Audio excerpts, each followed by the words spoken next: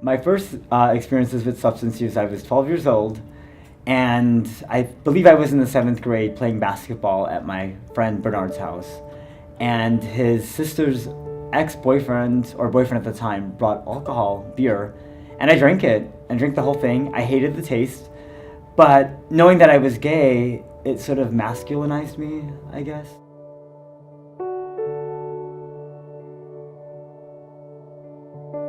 When I was growing up, substances were a regular thing of life.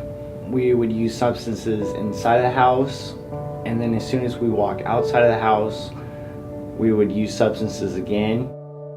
My first drink of alcohol was at 16. It was when I came out. I remember it felt great because I was the type of person who was very caring and very sensitive, and I was a straight A student. I had everything going for me, but I always had this desire to fit in.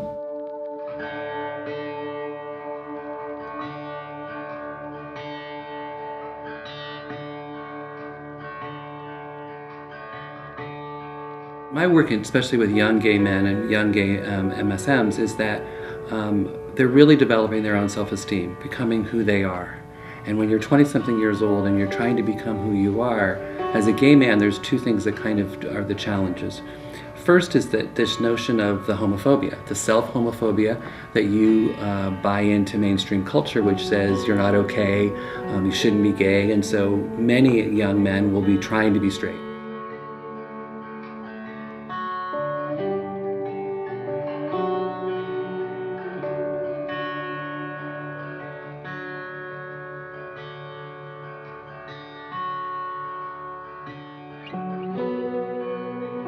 So that's kind of the biggest challenge, is trying to figure out who you are. And then the second piece is then how do you do that in a safe and free environment? So what oftentimes we see is that young gay men will find the bars and at last they're free. So for some of the people, they come into the use of substances because they're coping with some feelings that they've had. Maybe they were bullied. A lot of the kids that come to us now, and adult men, were bullied as kids, and the pain continues. It continues on in their life and how they form relationships as they go forward. So they may find acceptance in communities where substances becomes a big part of it. My first experiences with substances was when I was 13. That's when my friends introduced me to marijuana, and then throughout my whole life I continued to use. Marijuana being a gateway drug, I started using meth and then crack cocaine. When I take that first hit of crystal meth, I just feel uninhibited. I can engage in behavior that I wouldn't before being high on crystal meth, along with alcohol and a bunch of different types of pills, and also ecstasy and cocaine, crack, all these other things.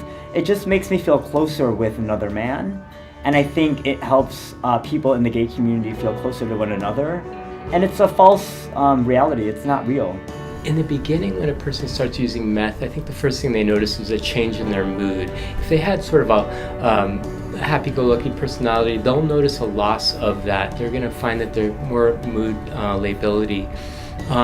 But as they go on with more meth use, I think we're going to start to see changes in their skin, loss of their teeth, problems with bones, things we don't think so much about, loss of bone density, and then ultimately decisions to have unsafe sex. The drug drives the sex.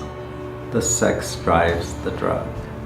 So someone can be in the process of under the influence. Unfortunately, a lot of the safer sex information, risk reductions, a lot of that information goes out the window. People take risk. People do things that they wouldn't normally do.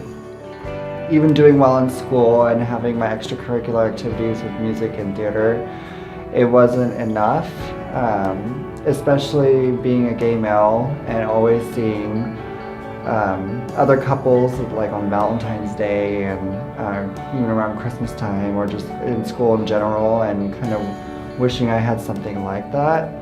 I found my only way to find somebody like that was through drinking, because other people who were out were also drinking. The impact that substance use had on my life, or the consequences, are several. There's so many impacts. Constant hangovers, just not showing up to life, whatever that meant for that day. Just going to functions, always drunk. Drunk driving all the time. The consequences on my mental health was pretty deep. I mean, feeling detached, feeling lonely, feeling isolated, and using substance use as a crutch to sort of feel like a normal human being. I became a very nasty, judgmental being. I wasn't somebody you could rely on, not someone that was responsible, and it really changed me overall. I would say internally and externally, mostly internally. And I became very, very sad because I was wondering why it wasn't working and why everything around me was crumbling. And it wasn't until more recently that it became clear that that was what it was because of my addiction and my addiction to alcohol and drugs.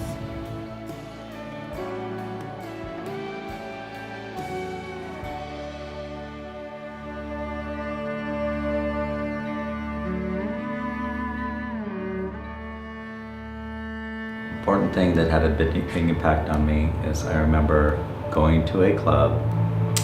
All my friends, I'd say there were about 6 people in the room. They were like, "Come on, Dan, come here."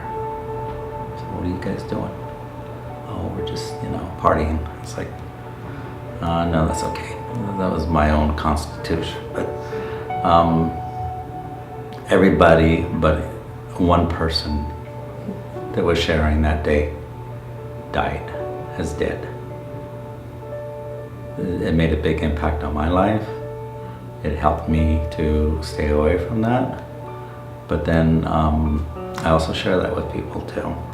I think we're wasting a lot of our energy and our talent as young gay men because they aren't growing up in these healthy environments. So instead of finishing their careers and getting that great education, going to graduate school and starting jobs, really doing well in their careers, so that in their 30s they're buying houses and forming relationships and raising kids and prospering in their careers, we see them in their 20s floundering, dropping out of school, going into rehab.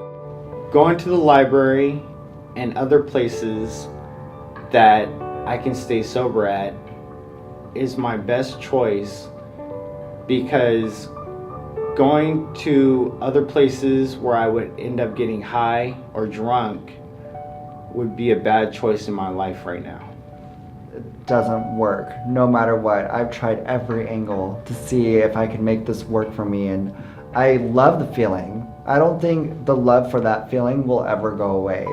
But the reality is, no matter what, it does not work. And there's potential for you to be able to cope with yourself.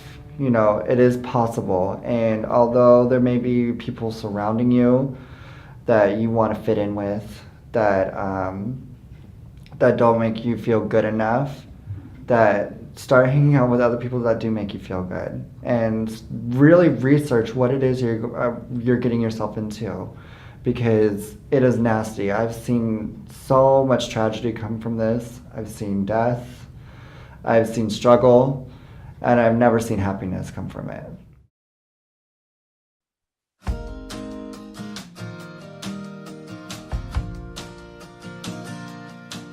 What I would tell another cool 18-year-old, if they wanted to stay sober and have fun, there's so many different alternatives. Some things would be going hiking. There's so much to do in the Bay Area. You can go hiking, you can go to the beach, you can have barbecues, you can still go out dancing without utilizing substances to have fun. So as gay and bisexual and queer men, we don't have to live that life that society tells us to live. We can actually build strong, authentic, and loving relationships with ourselves, and by doing that, we can build strong and authentic relationships with our friends, our social networks, and by doing that, we can build an amazing and wonderful community.